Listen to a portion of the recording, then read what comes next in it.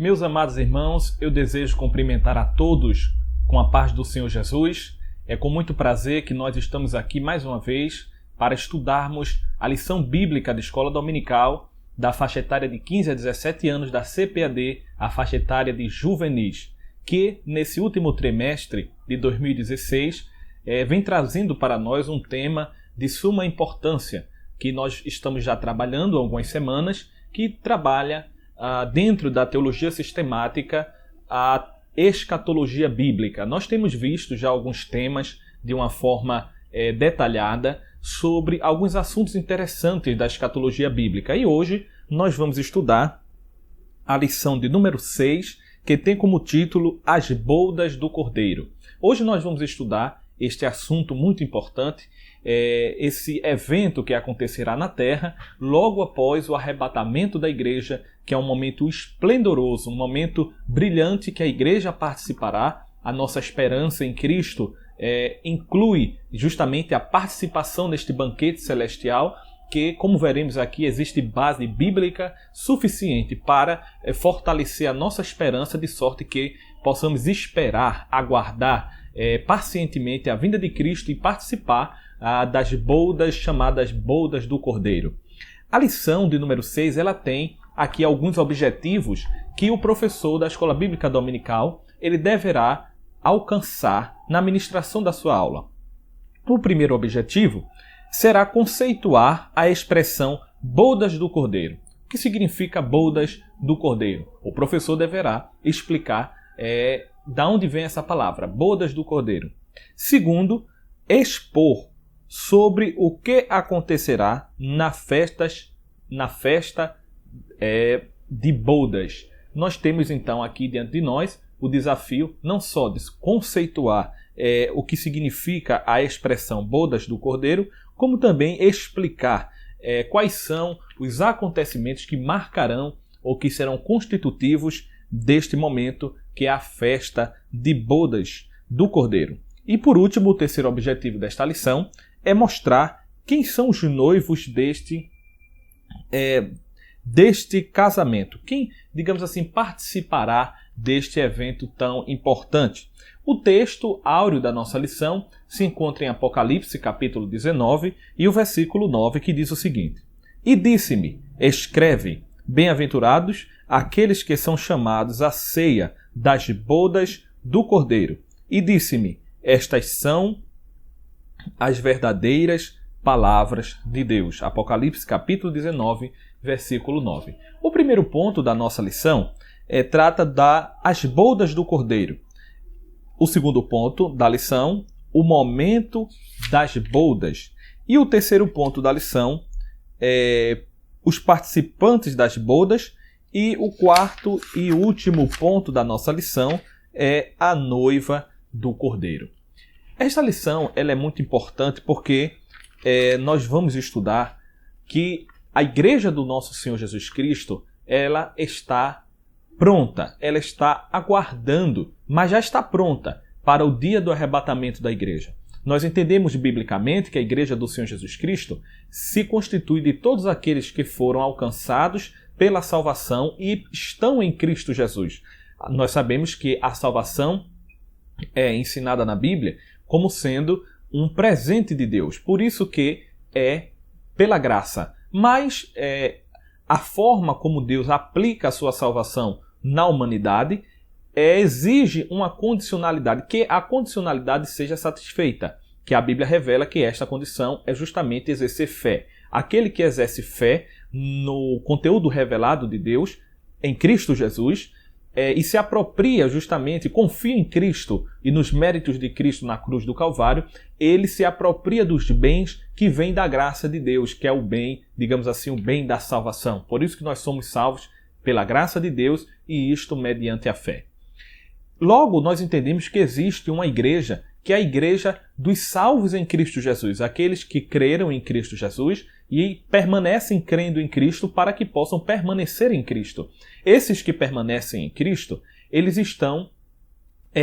são, de fato, a igreja de Deus. Só que esta igreja de Deus, a igreja dos salvos em Cristo Jesus, não é necessariamente perceptível, porque não é uma organização humana, não é algo que nós podemos calcular, verificar do ponto de vista humano, mas é algo que nós, como indivíduos que passamos pelo novo nascimento, podemos então confiar na nossa própria salvação. Então é algo muito particular. Eu não posso provar que A ou B é salvo, porque muitas vezes a gente pode se enganar. A gente às vezes pensa que alguém é salvo e não é. Ah, mas ele produz frutos. Bem, mas ele está produzindo frutos, mas isso não é garantia de que ele é ou que ele está salvo, né? Não é garantia. Biblicamente isso não garante, porque nós podemos ver pessoas que fazem coisas belas, né, obedecem os mandamentos de Deus, mas quando na verdade o seu coração está distante de Deus. Algo que os profetas do Antigo Testamento já retratavam,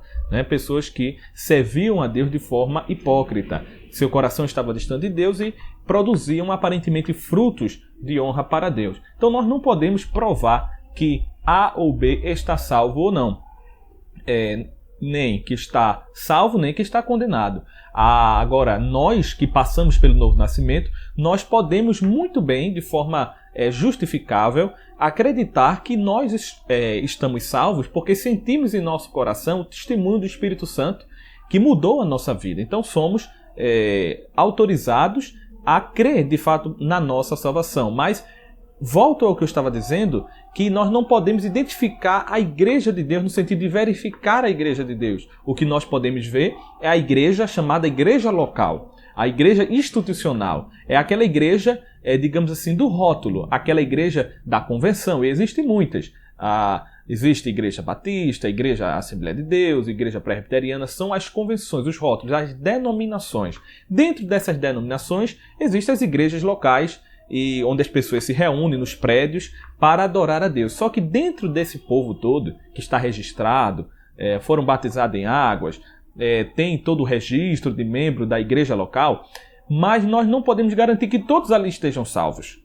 Não podemos garantir isso. Na verdade, fica para nós como, pelo menos, um sentimento, um bom sentimento, né? ou vontade que nós temos de que, de fato, todos sejam salvos de verdade. Mas, infelizmente, nós não podemos garantir que todos sejam salvos. Então, no momento do arrebatamento da igreja, isso ficará muito claro, porque a igreja de Cristo, que é o povo de Deus salvo em Cristo Jesus, irá ser arrebatado. O povo de Deus será levado. E aqui na terra ficará aqueles que não estão ou não estiveram em Cristo, que não creram em Cristo e permaneceram crendo em Cristo para continuarem salvos. Então, quando Cristo voltar para arrebatar a sua igreja, ele levará os seus, a sua igreja, a sua noiva ou esposa, que nós vamos ver aqui em quais os termos que a Bíblia se refere à igreja de Deus, nesse sentido, mas Deus ele levará a sua igreja e aqui na terra ficarão aqueles que não creram em Cristo e foram alcançados pela a bênção da salvação em Cristo Jesus. E é importante dizer que nós já falamos aqui sobre o arrebatamento da igreja, esse evento que acontecerá que nós não sabemos quando, porque nós acreditamos que Cristo ele voltará para arrebatar a sua igreja antes da grande tribulação, porque a igreja ela não foi destinada à ira de Deus. Pelo contrário, aqueles que foram destinados à ira de Deus são os incrédulos, aqueles que desobedecem a Deus, que vivem no pecado, que orientam a sua vida pelas iniquidades. Não a igreja do Senhor. A igreja do Senhor ela foi destinada para a aquisição da salvação, não para a ira de Deus. Por isso que Cristo voltará antes da tribulação, levará a sua igreja, né? É um povo que Deus ele vai tirar desta terra e ficará muita gente que até tem carteira de crente, que faz parte de igrejas locais, mas que não de fato passou pelo novo nascimento. As igrejas por aí estão cheias de pessoas que se dizem salvas, que se dizem serem novas criaturas, mas que nunca experimentaram verdadeiramente o novo nascimento, que Jesus Cristo falou a Nicodemos no capítulo 3 do Evangelho de São João. Então, quando Cristo vier, ele vai levar aqueles que verdadeiramente nasceram de novo, e vai ficar aqui todos aqueles que não creram em Cristo, os falsos crentes também ficarão aqui na terra. E Deus levará a sua igreja antes da grande tribulação, para que a igreja não participe deste momento tenebroso que irá arrebatar toda a terra. Isso aí é uma garantia bíblica que nós temos. E quando Deus ele levar a sua igreja aqui da terra, a igreja estará com o Senhor A Bíblia diz que estará para sempre com o Senhor, e de fato a igreja estará para sempre com o Senhor. Mas inicialmente, logo após o arrebatamento da igreja, a igreja passará por um período com Cristo, com o Senhor, mas não será um período aqui na terra.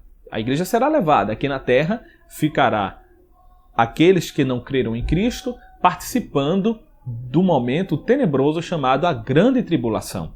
Eles participarão da Grande Tribulação, e durante a Grande Tribulação, que será um período, conforme as profecias bíblicas do Antigo Testamento, um período de 7 anos de tribulação, a chamada 70ª semana profética de Daniel, no capítulo 9 e o versículo 27, a igreja estará com o Senhor no céu, participando de digamos assim, uma festa maravilhosa, um banquete celestial, onde a igreja estará com Cristo, usufruindo então da presença de Cristo, do momento de alegria, longe de toda dor e de todo sofrimento. Para então, só no final da grande tribulação, quando Cristo descer à terra para cumprir a segunda etapa da sua segunda vinda, quando ele colocará os seus pés aqui na terra, conforme o profeta Zacarias, e destruirá o poder do anticristo, e julgar as nações. Quando Cristo vier, ele voltará com os seus santos. Significa dizer que ele voltará com a sua igreja para concluir, digamos assim, os seus planos escatológicos para a humanidade. Então esta lição de hoje, ela focará justamente nessa questão desse momento em que a igreja estará com o Senhor no céu durante esse período de grande tribulação. Mas é interessante dizer que normalmente na escatologia bíblica nós falamos deste período como sendo um período de bodas do Cordeiro. Mas por que bodas do Cordeiro? Essa palavra bodas significa justamente a festa de casamento, quando ali no Oriente Próximo havia a festa de casamento, que não durava apenas um dia, nem 2, nem 3. Era algo que perdurava por muitos dias e envolvia a família, ambas as famílias, do noivo e da noiva, e era uma festa maravilhosa aonde acontecia e envolvia, além da família também, mas também as pessoas queridas, amigos e vizinhança, porque ali era o momento da união tão esperada entre o noivo e a noiva. Eu quero ler aqui para vocês algumas informações interessantes justamente sobre as bodas do Cordeiro. Informações históricas.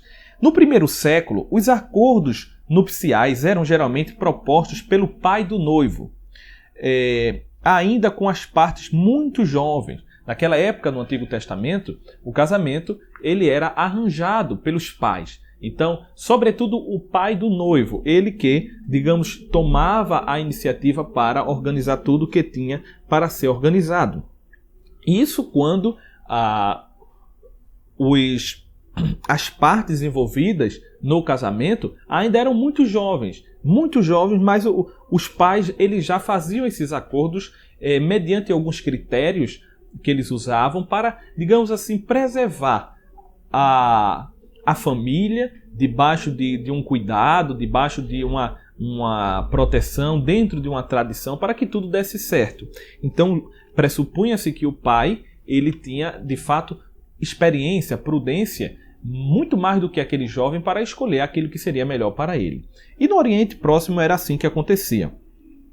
Muitas vezes isso acontecia até mesmo quando as partes envolvidas não tinham nem nascido, mas isso já acontecia, os acordos no Antigo Oriente Próximo. Ele assinava um documento legal perante um juiz, prometendo seu filho à menina escolhida. Havia toda uma formalidade. O pai então oferecia um dote que fosse adequado. Dessa forma, ainda que jamais tivesse visto o noivo, a noiva era levada a casar-se com o rapaz, isto confiando justamente no acordo feito pelos pais.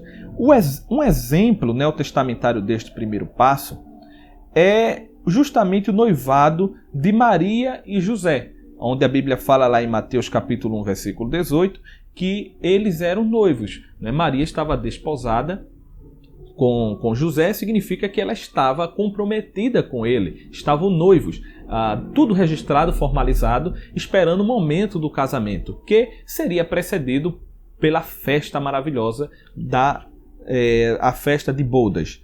O estágio do casamento, portanto, era formado por duas partes. Primeiro, a seleção da noiva e segundo, o pagamento do dote.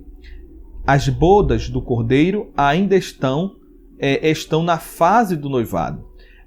Se nós aplicarmos isso daqui para a nossa vida espiritual, como o autor deste livro faz, ele diz o seguinte: a noiva, que é a igreja do Senhor Jesus Cristo, ela não escolheu, pelo contrário, ela foi escolhida, porque diz a Bíblia Sagrada em Efésios capítulo 4, capítulo 1, versículo 4, o seguinte: como também nos elegeu nele antes da fundação do mundo, para que fôssemos santos e irrepreensíveis diante dele em caridade.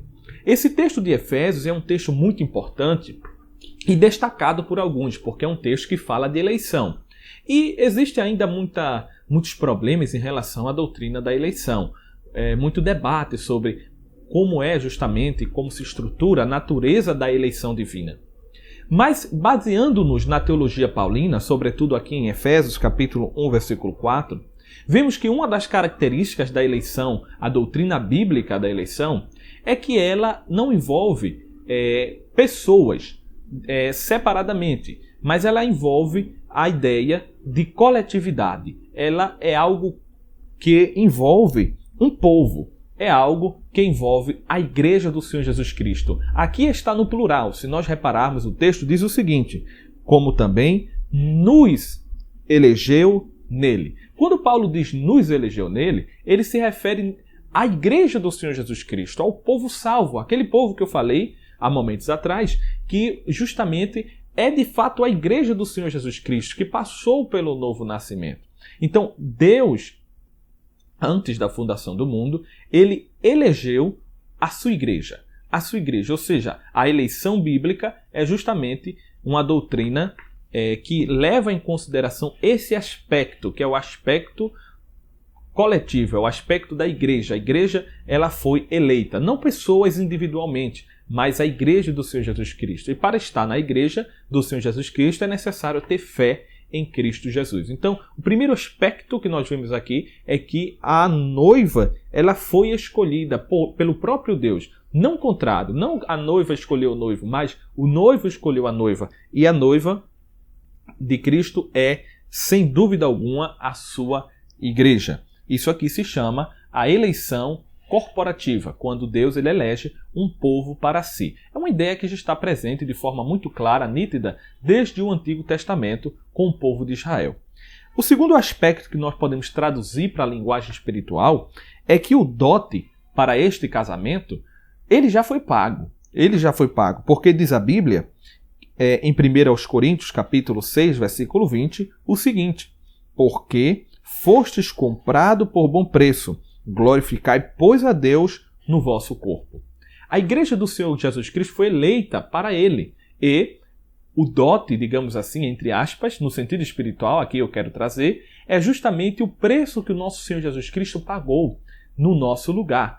Cristo, ele morreu não só em nosso favor, mas ele morreu em nosso lugar, porque ele levou sobre si as iniquidades de todo mundo. Ele era um inocente que estava pagando no nosso lugar, pelos nossos pecados. Então é interessante dizer que a noiva de Cristo, que é a igreja, participará dessa comunhão maravilhosa, que é a comunhão com o nosso Senhor Jesus Cristo. Ora, toda essa ideia de noivado em relação a esse evento das bodas do Cordeiro, nada mais é do que uma metáfora. É interessante aqui, imprescindível, nós relatarmos aqui para você que é professor de escola dominical, que a Bíblia ela usa muitas metáforas, inclusive para este evento maravilhoso escatológico que será justamente a festa de bodas do Cordeiro.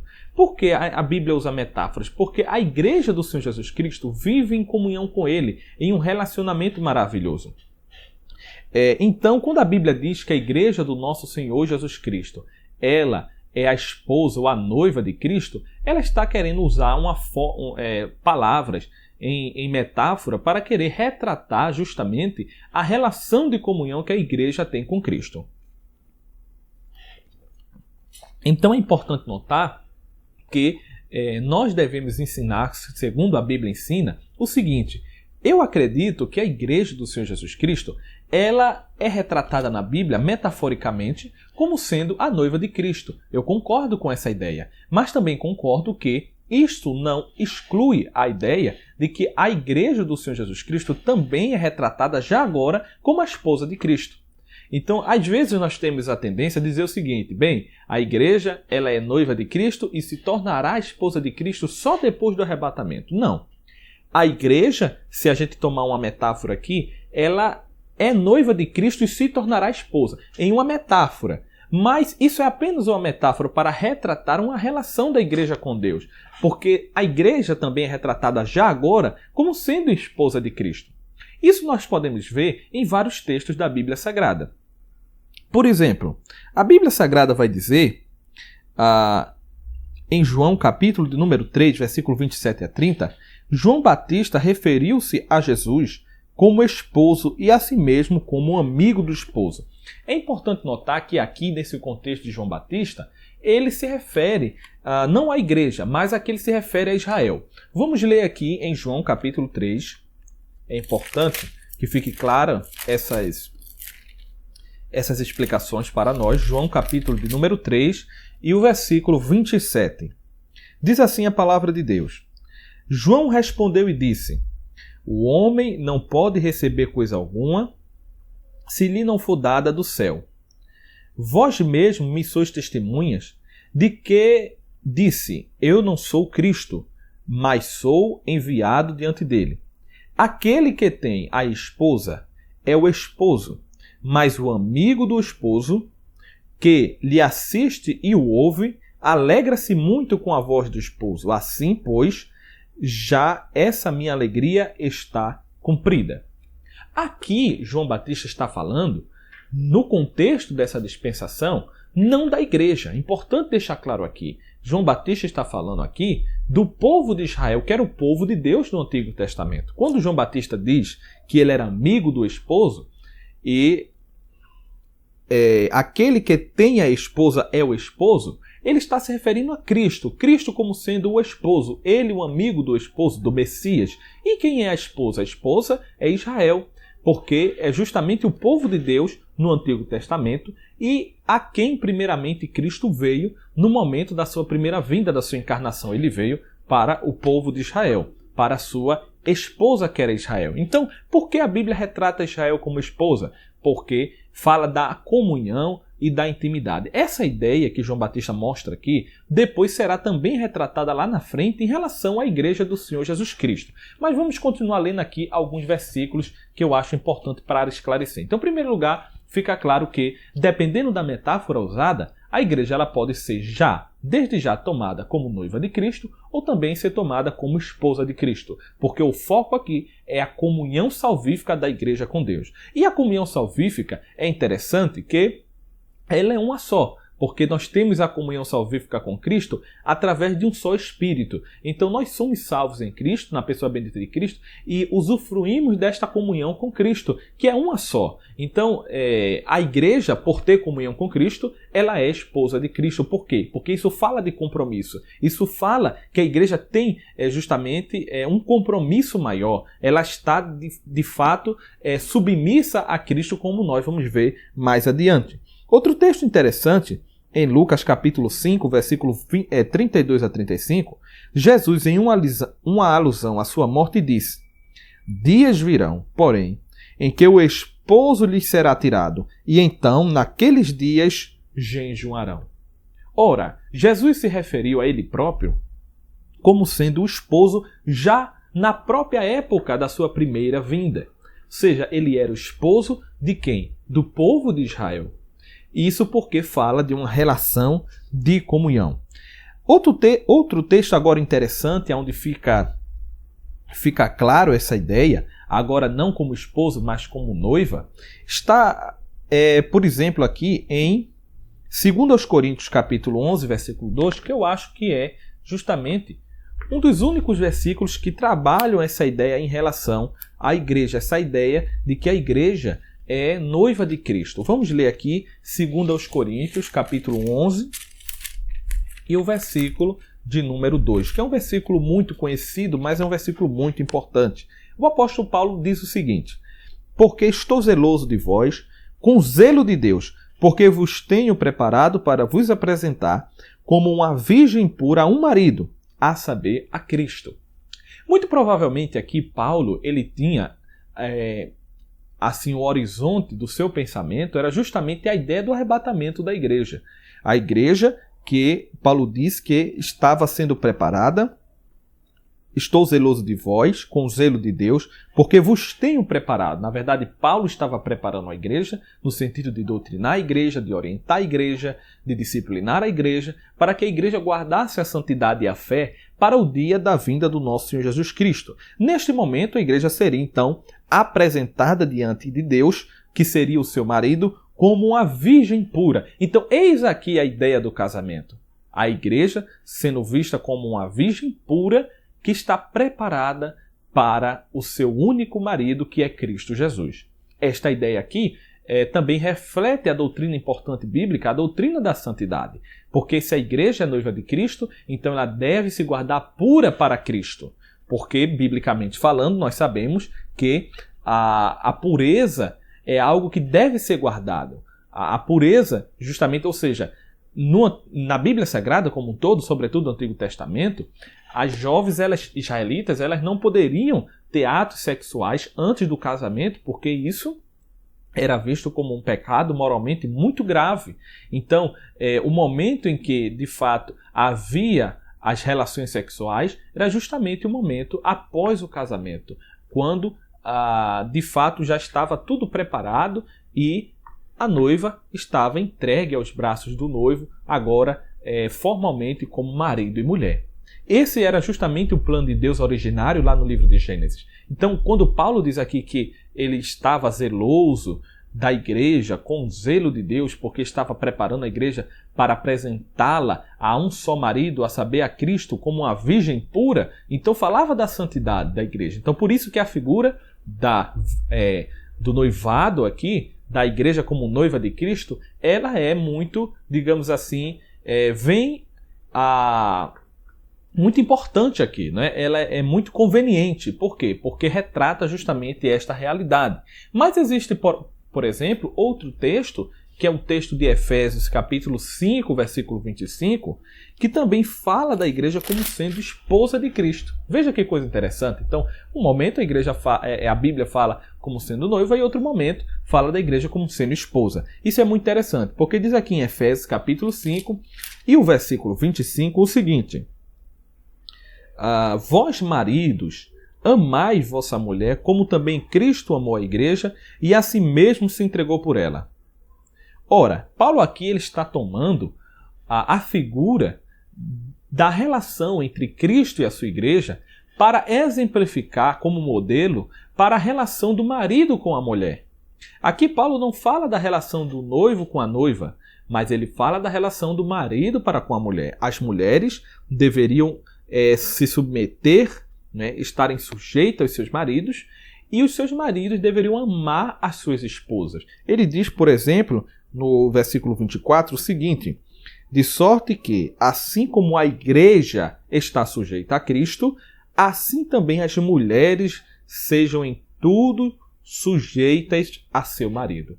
Ou seja, a ideia aqui fica muito clara. O modelo é Cristo. Então, da mesma forma que a igreja ela se submete a Cristo, assim também a mulher deve se submeter ao seu marido. Ou seja, a igreja aqui é vista como sendo a esposa de Cristo, a mulher de Cristo, ou seja, aquela que deve realmente obediência, aquela que deve submissão, aquela que deve respeito e fidelidade a Cristo. No versículo 25, então, Paulo diz: vós, maridos, amai vossa mulher, como também Cristo amou a igreja e a si mesmo se entregou por ela. Cristo, ele voluntariamente se entregou pela igreja, amou a igreja e se entregou pela igreja. Por quê? Porque, de fato, Cristo ele tem esse amor tremendo pela igreja e essa vontade tremenda de ver a salvação da sua igreja, porque a igreja simboliza justamente a esposa de Cristo. Então, da mesma forma que Cristo amou a sua igreja, nós também devemos, os maridos devem amar as suas mulheres. Então fica claro na Bíblia que existem vários versículos em que esses exemplos eles são intercambiáveis. Outra coisa importante de se retratar aqui outra coisa importante de se destacar, é justamente que essa festa, a festa das bodas do Cordeiro, ela é algo muito esplendoroso, mas que não acontecerá apenas durante os 7 anos.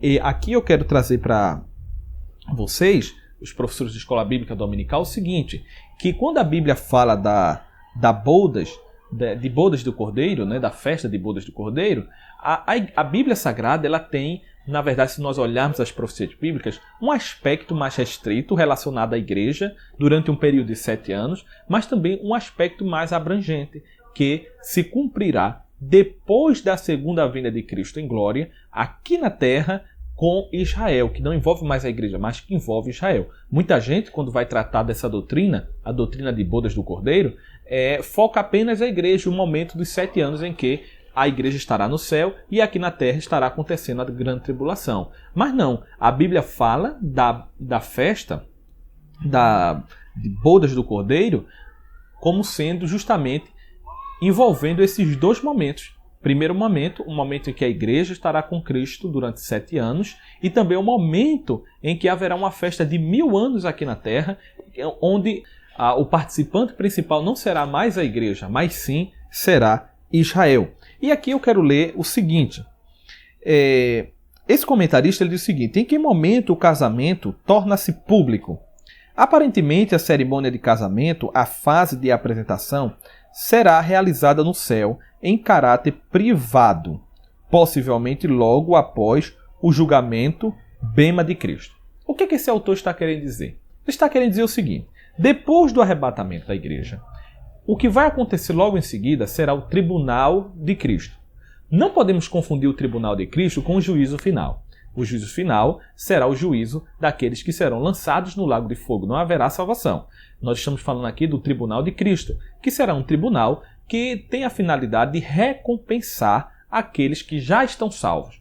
Ali não será levado em consideração, obviamente, obras para a salvação, mas sim obras para a recompensa. É justamente o tribunal de Cristo que Paulo fala em 2 Coríntios capítulo 5 e o versículo 10, quando ele diz: porque todos devemos comparecer ante o tribunal de Cristo, para que cada um receba segundo o que tiver feito por meio do corpo, ou bem ou mal. Então todos nós deveremos comparecer perante o tribunal de Cristo para receber de Deus o louvor ou não, mediante as nossas obras. Haverão obras que sofrerão detrimento, essas não receberão recompensa, porque Deus levará também em conta a motivação pelo qual nós fizemos as nossas obras aqui na terra.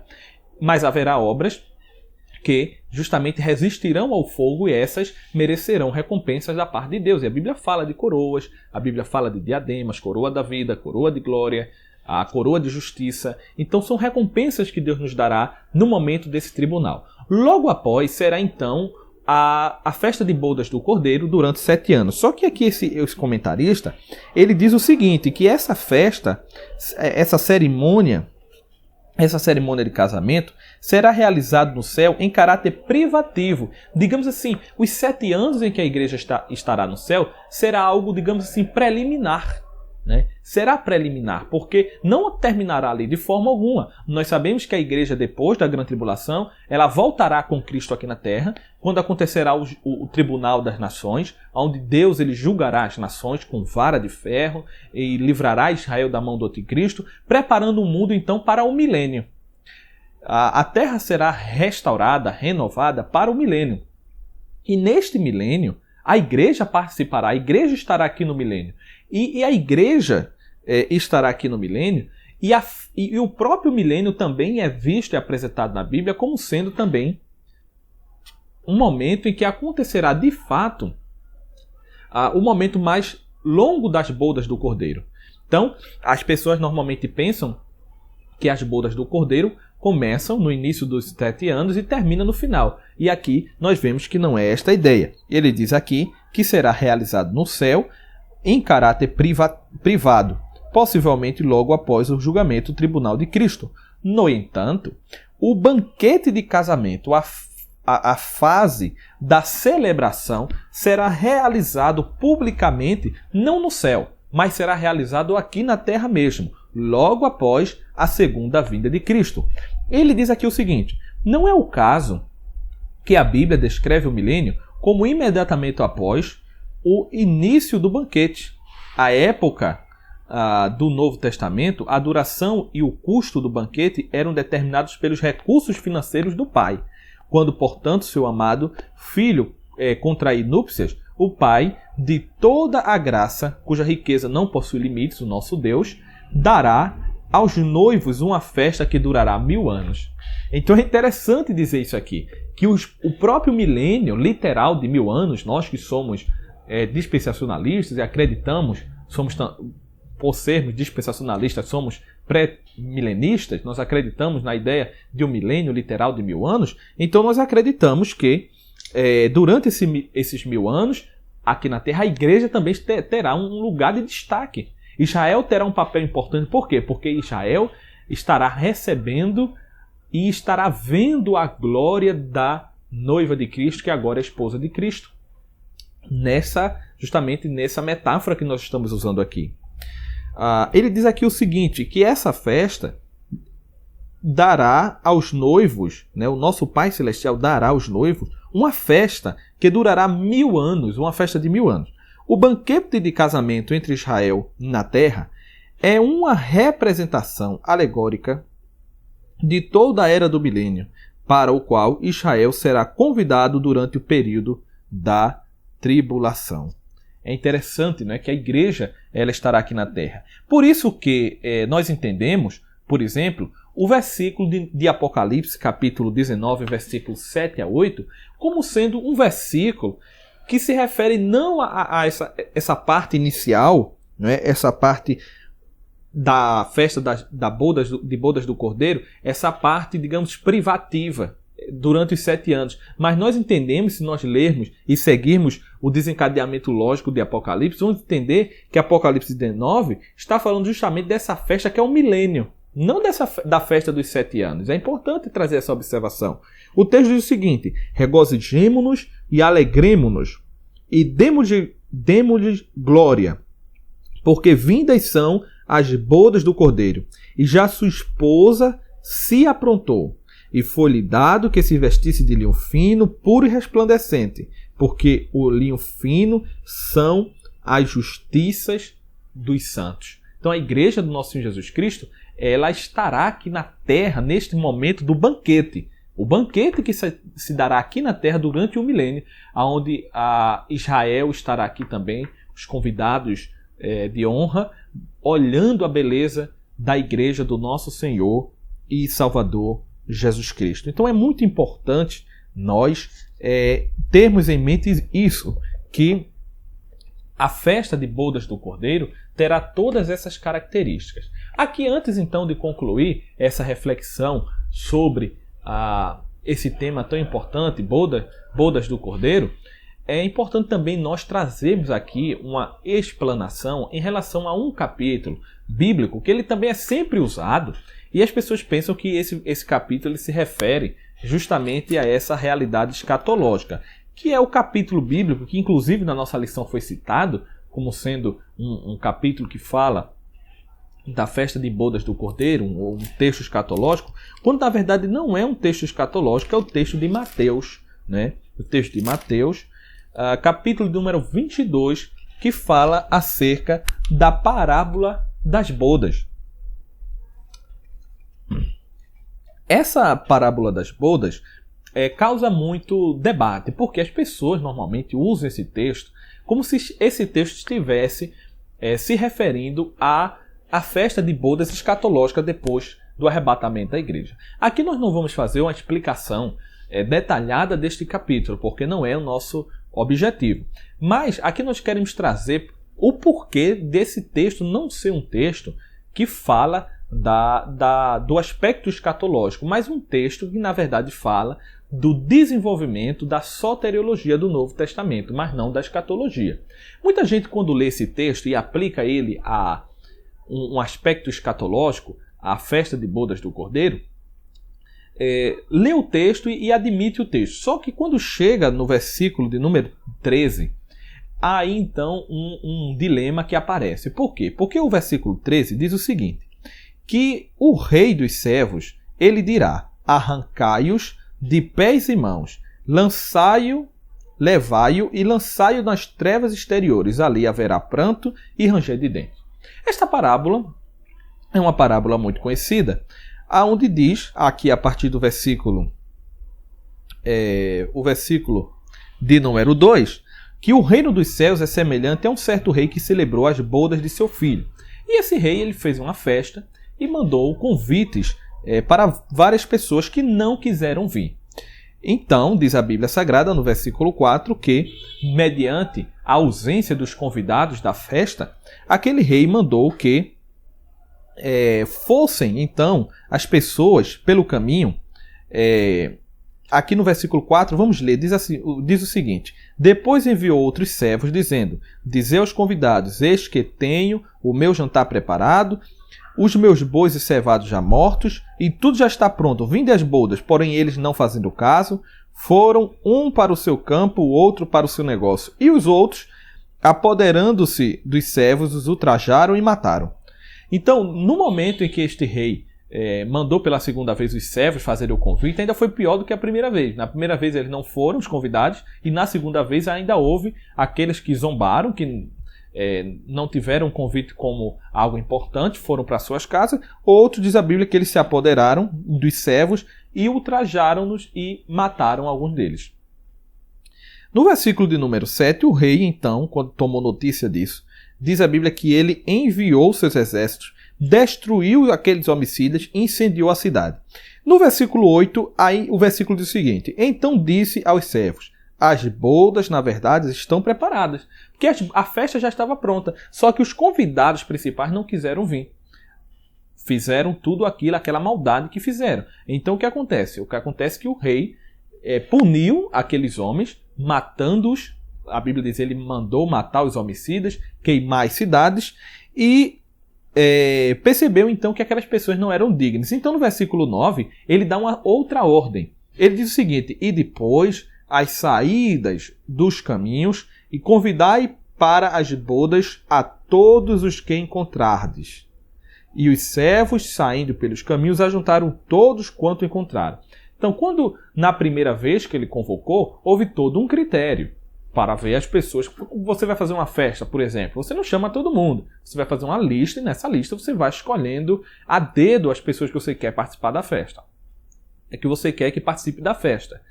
Como as pessoas não quiseram vir, como diz os versículos anteriores, aí ele diz o seguinte: manda os servos pelo caminho e que eles vá trazendo pelo caminho todos aqueles que eles forem encontrando. E não importa a situação no qual essas pessoas se encontrem. Diz o versículo 10: e os servos, saindo pelos caminhos, ajuntaram todos quantos encontraram, tanto maus como bons, e a festa nupcial ficou cheia de convidados. Então, aí as pessoas leem esse texto e dizem: bem, isso aqui é maravilhoso, porque isso aqui fala justamente do arrebatamento da igreja, que Cristo veio, muitos não aceitaram, e os que aceitaram vão participar das bodas. Muito bem, só que se esse texto estiver falando isso, aí começa a ficar complicado a partir do versículo 11.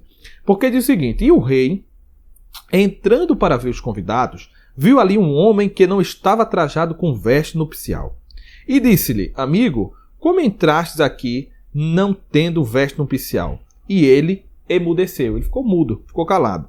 Disse então o rei aos servos: amarrai-o de pés e mãos, levai-o e lançai-o nas trevas exteriores. Ali haverá pranto e ranger de dente. Aí ele diz: porque muitos são chamados, mas poucos escolhidos. Aí alguém diz assim: bem, se esse texto fala sobre o arrebatamento da igreja e a festa de bodas do Cordeiro, que acontecerá no céu durante os 7 anos de grande tribulação, então quer dizer que a Bíblia está dizendo que depois de alguém ser arrebatado, ela corre o risco de ser lançada no inferno. Porque se a gente seguir essa ordem lógica, é isso que a Bíblia está ensinando. Ou seja, a pessoa, depois que está lá na festa de bodas do Cordeiro, ela pode ser pega com a veste inadequada, que pode simbolizar aí o pecado ou alguma coisa a mais, eu não sei, e de repente ser lançada, tirada da festa.